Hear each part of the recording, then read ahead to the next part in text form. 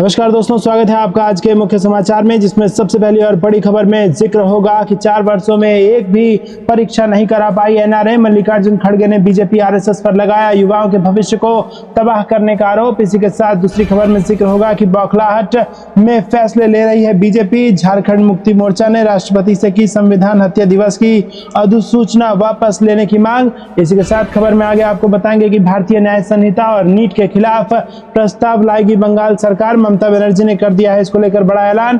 खबर में आगे जिक्र होगा कि अब बीजेपी कहीं भी नहीं जीत सकती। उपचुनाव के नतीजों पर वरिष्ठ पत्रकारों ने कर दी भविष्यवाणी।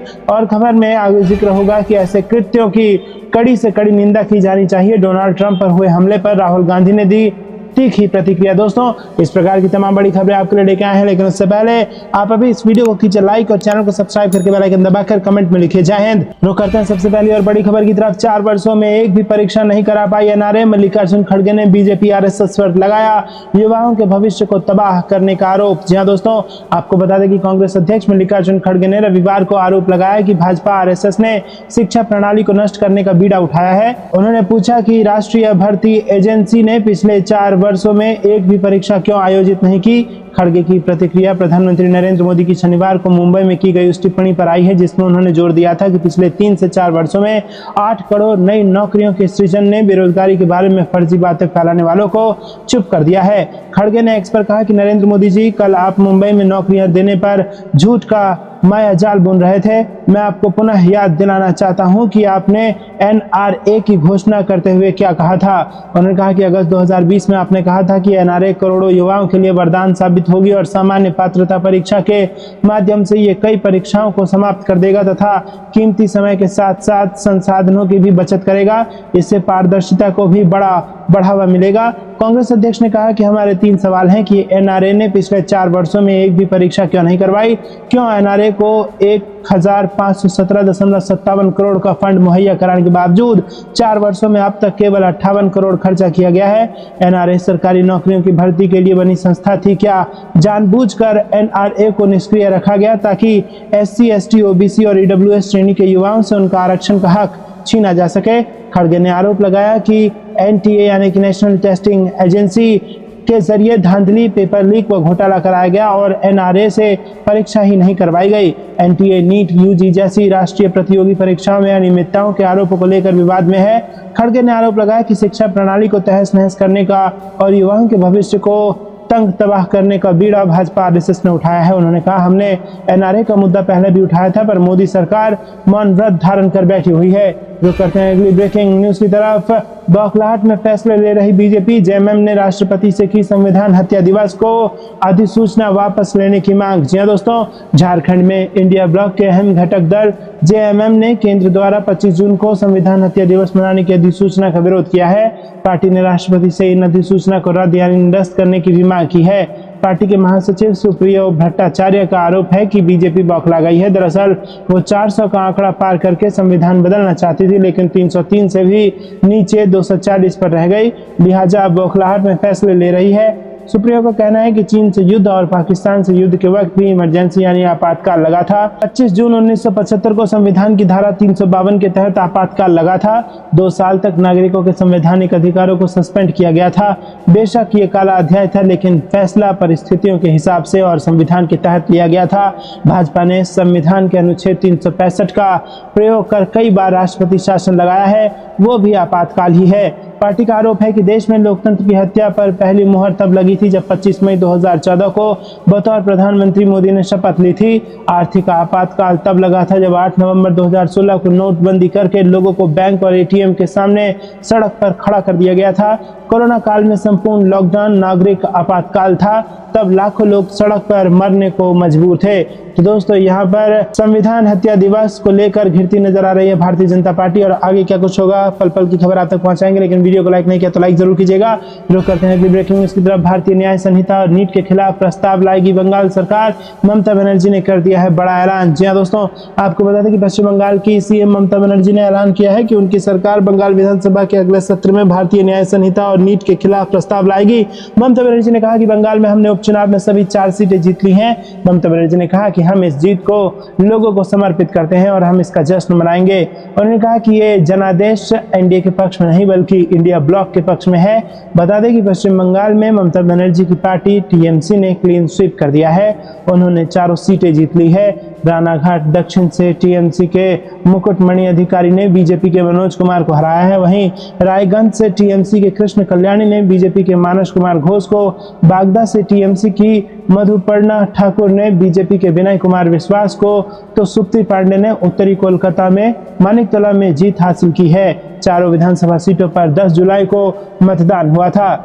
रुक करते हैं अगली ब्रेकिंग न्यूज की तरफ, जहां पर आपको बता दें कि अब बीजेपी कहीं नहीं जीत सकती, उपचुनाव के नतीजों पर वरिष्ठ पत्रकार की भविष्यवाणी। जी हां दोस्तों, लोकसभा चुनाव में भाजपा के प्रदर्शन को लेकर अब तक चर्चाएं बंद नहीं हुई है। भाजपा लोकसभा चुनाव में भाजपा को कई सीटों का नुकसान हुआ है और इसके बाद 7 राज्यों की 13 सीटों पर हुए उपचुनाव के परिणाम भी आ गए हैं। हिमाचल और उत्तराखंड में 2-2 सीटों पर कांग्रेस ने जीत दर्ज की, तो वहीं पश्चिम बंगाल में टीएमसी ने 4 सीटों पर झंडे गाड़ दिए। अब देखना यह है कि उपचुनाव में करारी हार झेलने के बाद महाराष्ट्र और हरियाणा विधानसभा चुनाव पर इसका क्या असर पड़ेगा। उपचुनाव को लेकर वरिष्ठ पत्रकार गौतम लाहिड़ी का कहना है कि ध्रुवीकरण की पॉलिटिक्स की फिर से हार हुई है। उन्होंने कहा कि वो उत्तराखंड की सीट भारतीय जनता पार्टी के खेमे में थी और यूसीसी लागू होने के बावजूद भी बद्रीनाथ जैसी सीट कांग्रेस के खाते में चली गई।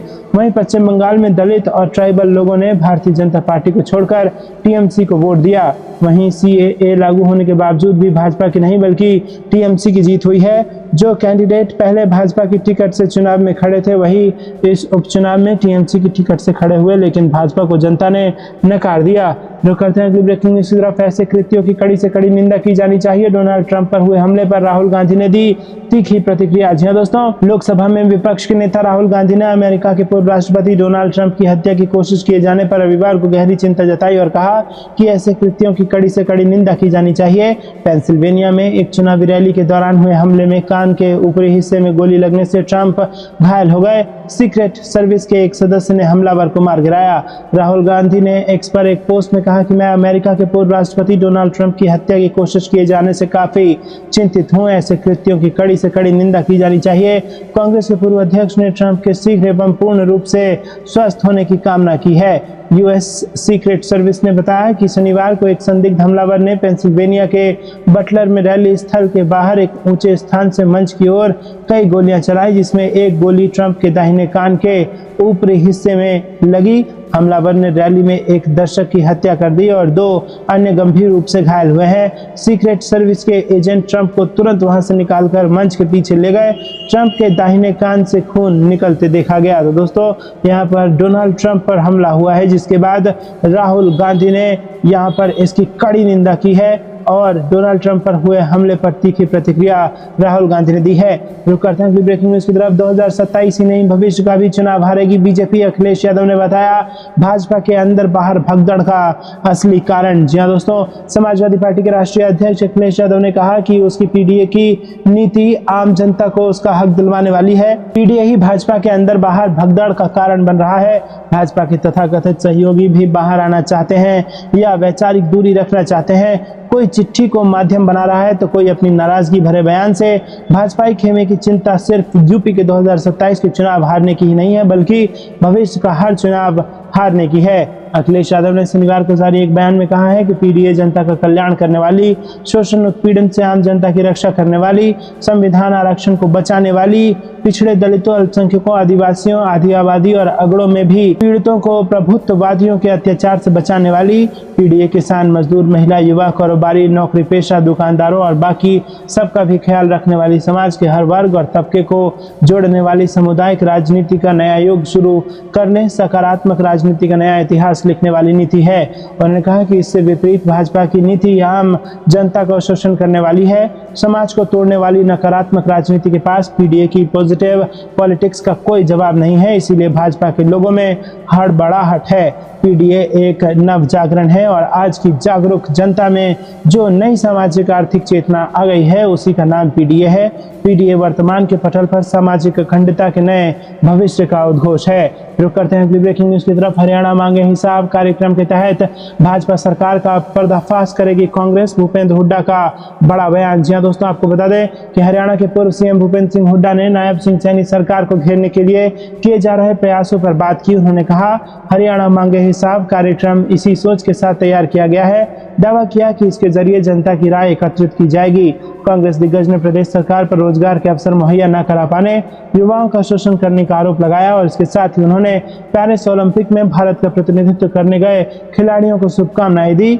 हुड्डा ने ये बातें अपने आवास पर आयोजित प्रेस वार्ता में कही। इस दौरान उन्होंने हरियाणा सरकार पर कटाक्ष करते हुए कहा कि हमने युवाओं को खेल की तरफ ले जाने का काम किया था ताकि युवा नशे से बच सकें, लेकिन मौजूदा सरकार युवाओं को खिलाड़ी नहीं नशेड़ी बना रही है। उन्होंने कहा कि कांग्रेस सरकार के दौरान बनी खेल नीति की वजह से प्रदेश के खिलाड़ियों को बड़े पैमाने पर लाभ मिला। मौजूदा सरकार ने उस खेल नीति में बदलाव कर खिलाड़ियों का कैश अवार्ड तक रोक दिया है। सरकार को चाहिए कि जिस भी खिलाड़ी का जो अवार्ड बनता है उसे वो दे दिया जाए। इसके साथ ही वरिष्ठ कांग्रेस नेता ने हरियाणा मांगे हिसाब कार्यक्रम का भी जिक्र किया और कहा कि कांग्रेस पार्टी हरियाणा मांगे हिसाब कार्यक्रम के तहत घर घर जाकर मौजूदा सरकार की 10 साल की विफलताओं को जनता के सामने रखेगी और कांग्रेस पार्टी के लिए गए संकल्प को जनता के पास लेकर जाएगी। और इस दौरान कांग्रेस के घोषणा पत्र के लिए जनता से राय ली जाएगी कि वो सरकार से क्या चाहते हैं। जल्द ही हरियाणा मांगे हिसाब कार्यक्रम का ब्लूप्रिंट तैयार किया जाएगा। रुक करते हैं ब्रेकिंग न्यूज की तरफ। यूपी में पुरानी लय हासिल करने में जुटी कांग्रेस, राहुल गांधी की कप्तानी में मिशन 2027 का तगड़ा प्लान। जी हां दोस्तों, आपको बता दें कि बीते 2 विधानसभा चुनावों में कांग्रेस सब अपने जबरदस्त प्रदर्शन करके खास रणनीति के तहत काम कर रही है। 2024 के पहले 2 लोकसभा चुनावों से उसकी स्थिति ठीक नहीं थी, लेकिन इस बार जब उम्मीद की किरण दिख रही है तो कांग्रेस अपनी पूरी ताकत झोंकने के लिए तैयार है। इस खास रणनीति का पहला हिस्सा है जनता के बीच की उपस्थिति। कांग्रेस यूपी में फिलहाल कोई मौका नहीं छोड़ना चाहती है जहां उसकी उपस्थिति नजरअंदाज की जा सके। ये उसकी रणनीति का पहला हिस्सा है। यूपी में कांग्रेस 3 दशक से ज्यादा वक्त से सत्ता से दूर है और अपने बूते सत्ता की बात तो अलग है, कांग्रेस सत्ता में हिस्सेदारी भी नहीं रही है। बावजूद इसके कांग्रेस की स्थिति पिछले 2 विधानसभा चुनावों तक इतनी तो थी ही कि वो कुछ एक सदस्य विधान परिषद में भेज सके या राज्यसभा के लिए कुछ जोड़ तोड़ कर सके, लेकिन फिलहाल वो इस स्थिति में नहीं है। जो करते हैं अगली ब्रेकिंग न्यूज की तरफ। लोकसभा में राहुल गांधी की नई टीम हो गया ऐलान, गौरव गोगोई को मिली अहम जिम्मेदारी। जी हां दोस्तों, आपको बता दें कि गौरव गोगोई को लोकसभा में कांग्रेस पार्टी के उप नेता बनाया गया है और इस निर्णय के बारे में एक पत्र अध्यक्ष ओम बिरला को भेजा गया है। अखिल भारतीय कांग्रेस कमेटी के संगठन महासचिव के.सी. वेणुगोपाल ने एक्स पर एक पोस्ट में बताया कि कांग्रेस के संसदीय दल की अध्यक्ष सोनिया गांधी ने लोकसभा अध्यक्ष बिरला को पत्र लिखकर उन्हें संसद के निचले सदन में कांग्रेस के उप नेता, मुख्य सचेतक और 2 सचेतक नियुक्त किए जाने के बारे में जानकारी दी है। उन्होंने बताया कि गोगोई लोकसभा में पार्टी के उप नेता होंगे, जबकि केरल से 8 बार के सांसद के सुरेश पार्टी के मुख्य सचेतक होंगे। उन्होंने बताया कि वर्धू नगर के सांसद मणिकम टैगोर और किशनगंज के सांसद मोहम्मद जावेद लोकसभा में पार्टी के सचेतक होंगे। इससे पहले पार्टी ने राहुल गांधी को लोकसभा में विपक्ष का नेता नियुक्त किया था। वेणुगोपाल ने कहा कि विपक्ष नेता राहुल गांधी के मार्गदर्शन में कांग्रेस और इंडिया गठबंधन के दल लोकसभा में जनता के मुद्दों को जोरदार ढंग से उठाएंगे। बता दें कि गौरव गोगोई असम की जोरहाट सीट से लोकसभा सांसद हैं और उन्हें कांग्रेस के तेज तर्रार नेता के रूप में भी जाना जाता है। उन्होंने 1,44,393 वोटों के भारी अंतर से चुनाव जीता है। गौरव गोगोई कई बार कांग्रेस की तरफ से संसद में पार्टी की तरफ से बहसों में शामिल होते हैं। रुक करते हैं अगली ब्रेकिंग न्यूज की तरफ। भविष्य के सभी चुनाव भारतीय ब्लॉक जीतेगा, यूपी कांग्रेस प्रमुख अजय राय का बयान। जी हां दोस्तों, हाल ही में 7 राज्यों में हुए विधानसभा उपचुनावों में निर्णायक जीत के बाद उत्तर प्रदेश कांग्रेस अध्यक्ष अजय राय ने शनिवार को कहा कि भविष्य के सभी चुनावों में इंडिया ब्लॉक विजयी होगा। उन्होंने भाजपा के पतन की भविष्यवाणी की। 7 राज्यों में हुए विधानसभा उपचुनाव में इंडिया ब्लॉक ने 10 सीटें जीती, जबकि भाजपा का सफाया हो गया है। इंडिया ब्लॉक और देश के लोगों द्वारा दिया गया सबसे बड़ा संदेश ये है कि हमने अयोध्या जीता है और अब हमने बद्रीनाथ जीता है। इंडिया गठबंधन और कांग्रेस पर भगवान के आशीर्वाद से हम हर कोने से भाजपा को उखाड़ फेंकेंगे और भविष्य के सभी चुनाव जीतेंगे। 25 जून को संविधान हत्या दिवस के रूप में मनाने के केंद्र के फैसले पर प्रतिक्रिया देते हुए राय ने बीजेपी पर जनता को गुमराह करने का प्रयास करने का आरोप लगाया है। उन्होंने कहा कि भाजपा लोगों को गुमराह करने की कोशिश कर रही है। नीट, अग्निवीर, महंगाई और बेरोजगारी असली मुद्दों ने लोगों को परेशान कर दिया है और उन्होंने इन 7 राज्यों में इंडिया ब्लॉक को वोट देकर इसका जवाब दिया है। विधानसभा उपचुनाव के नतीजे बीजेपी के लिए झटका थे, जिसने 13 में से केवल 2 सीटें जीती, जबकि इंडिया ब्लॉक ने 10 सीटें हासिल की और बिहार में एक निर्दलीय उम्मीदवार ने सत्तारूढ़ एनडीए को हराकर 1 सीट जीती। परिणाम कांग्रेस के लिए महत्वपूर्ण बढ़ावा थे, जिसने हिमाचल प्रदेश में 3 में से 2 सीटों और उत्तराखंड में 2 सीटें जीती हैं। रुक करते हैं अगली ब्रेकिंग न्यूज की तरफ। जनता ने फिर असत्य और नफरत को नकारा, विधानसभा उपचुनाव नतीजों पर सचिन पायलट का बड़ा बयान। जी हां दोस्तों, आपको बता दें कि लोकसभा चुनाव के बाद 7 राज्यों की 13 विधानसभा सीटों पर हुए उपचुनाव के परिणाम घोषित हो गए और इस उपचुनाव में इंडिया गठबंधन ने जबरदस्त प्रदर्शन किया है। इस पर अब राजस्थान कांग्रेस के नेता और पूर्व डिप्टी सीएम सचिन पायलट ने अपनी प्रतिक्रिया दी है। उन्होंने इंडिया गठबंधन के विजयी उम्मीदवारों को शुभकामनाएं दी और साथ ही बीजेपी पर तंज कसा। कांग्रेस नेता सचिन पायलट ने सोशल मीडिया प्लेटफॉर्म पर लिखा कि इस उपचुनाव में विजय प्राप्त करने वाले कांग्रेस एवं इंडिया गठबंधन के समस्त उम्मीदवारों को मैं बधाई देता हूं। हिमाचल प्रदेश के देहरा विधानसभा क्षेत्र से कांग्रेस उम्मीदवार कमलेश ठाकुर जी, नालागढ़ विधानसभा सीट से हरदीप सिंह बाबा जी को शुभकामनाएं। रुक करते हैं अगली ब्रेकिंग न्यूज की तरफ। टाटा बीएसएनएल की डील से जियो एयरटेल का कटेगा पत्ता, कोने कोने तक पहुंचेगा फास्ट इंटरनेट। जी हाँ दोस्तों, प्राइवेट टेलीकॉम कंपनियों एयरटेल और जियो के रिचार्ज प्लान में बढ़ोतरी के बाद लोग बीएसएनएल की ओर बढ़ने लगे हैं। इतना ही नहीं, एयरटेल और जियो यूजर्स तेजी से बीएसएनएल में अपना मोबाइल नंबर पोर्ट करा रहे हैं। साथ ही इसको लेकर सोशल मीडिया पर भी खूब ट्रेंड्स चलाए जा रहे हैं। वहीं खबर ये भी है कि टाटा कंसल्टेंसी सर्विस यानी कि टीसीएस और बीएसएनएल के बीच 15,000 करोड़ रुपए की डील हुई है। टीसीएस और बीएसएनएल मिलकर भारत के 1000 गांव तक 4G इंटरनेट सर्विस को रोल आउट करेगी, जिससे आने वाले दिनों में लोगों को फास्ट स्पीड इंटरनेट सर्विस मिलेगी। मौजूदा समय की बात करें तो अभी 4G इंटरनेट सर्विस में जियो और एयरटेल का दबदबा बना हुआ है, लेकिन अगर बीएसएनएल मजबूत हो गया तो ये जियो और एयरटेल की टेंशन बढ़ा सकता है। टाटा भारत के करीब 4 रीजन में डाटा सेंटर बना रही है, जो कि भारत के 4G इंफ्रास्ट्रक्चर को बनाने में मदद करेगा। बीएसएनएल की ओर से देश भर में 9,000 से ज्यादा 4G नेटवर्क को लगाया गया है, जिसे 1 लाख करने का लक्ष्य है। जियो ने पिछले महीने जून में अपने रिचार्ज प्लान में बढ़ोतरी करने का ऐलान किया था, जिसके तुरंत बाद एयरटेल और वीआई ने भी अपने प्लान में बढ़ोतरी का ऐलान कर दिया है। यहाँ जियो और एयरटेल के बढ़ते हुए दाम 3 जुलाई से लागू हो गए हैं, तो वहीं वीआई के बढ़े हुए दाम 4 जुलाई से लागू हो गए हैं। प्राइस में सबसे ज्यादा बढ़ोतरी जियो ने की है। कंपनी एक बार में ही प्राइस में सीधे 12 से 25% तक का इजाफा कर दिया, तो वहीं एयरटेल ने दामों में 11 से 21% तक इजाफा किया है और वीआई ने 10 से 21% का इजाफा कर दिया है। सबसे ज्यादा गुस्सा लोगों का जियो को लेकर सोशल मीडिया पर निकल रहा है। इसी वजह से लोग अब बीएसएनएल की तरफ अपना रुख कर रहे हैं। दोस्तों, रुक करते हैं अगली ब्रेकिंग न्यूज की तरफ। यूपी में सबसे अधिक करप्शन, योगी सरकार के पूर्व मंत्री मोती सिंह बोले, जीवन में कभी ऐसा भ्रष्टाचार नहीं देखा। जी हाँ दोस्तों, पूर्व कैबिनेट मंत्री और भाजपा के वरिष्ठ नेता राजेंद्र प्रताप सिंह और मोती सिंह ने भ्रष्टाचार को लेकर अपनी ही सरकार पर जमकर निशाना साधा और कहा कि थानों और तहसीलों में ऐसा भ्रष्टाचार उन्होंने अपने 4 दशक से ज्यादा के राजनीतिक जीवन में नहीं देखा। उन्होंने कहा कि प्रतापगढ़ जिले के थानों और तहसीलों का भ्रष्टाचार खत्म होना चाहिए, तभी मतदाताओं का असली सम्मान होगा। पार्टी विधानसभा क्षेत्र में भाजपा ने ब्लॉक सभागार में मतदाता अभिनंदन समारोह का आयोजन किया और इसमें विधानसभा के तहत आने वाली सभी मंडलों से आए मतदाताओं का सम्मान किया गया। कार्यक्रम का शुभारंभ भाजपा जिला प्रभारी ने किया। उन्होंने कहा कि हमें 2027 की ओर देखना है। रुक करते हैं अगली ब्रेकिंग न्यूज की तरफ। सीएम योगी के खिलाफ बयानबाजी से राजनीतिक हलचल तेज। जी हाँ दोस्तों, आपको बता दें कि लोकसभा चुनाव में भाजपा के खराब प्रदर्शन के बाद प्रदेश सरकार को अस्थिर करने का खेल शुरू हो गया है। सरकार को उसके अपने ही लोग घेर रहे हैं और अचानक शुरू हुई बयानबाजी से भाजपा नेतृत्व भी आश्चर्य में पड़ गया है। आखिर किसके इशारे पर यह बयानबाजियां शुरू हुई हैं, अब शीर्ष नेतृत्व इसका पता लगाने में जुट गया है। रुक करते हैं अगली ब्रेकिंग न्यूज की तरफ। क्या असम में होने वाला है बड़ा सियासी खेला?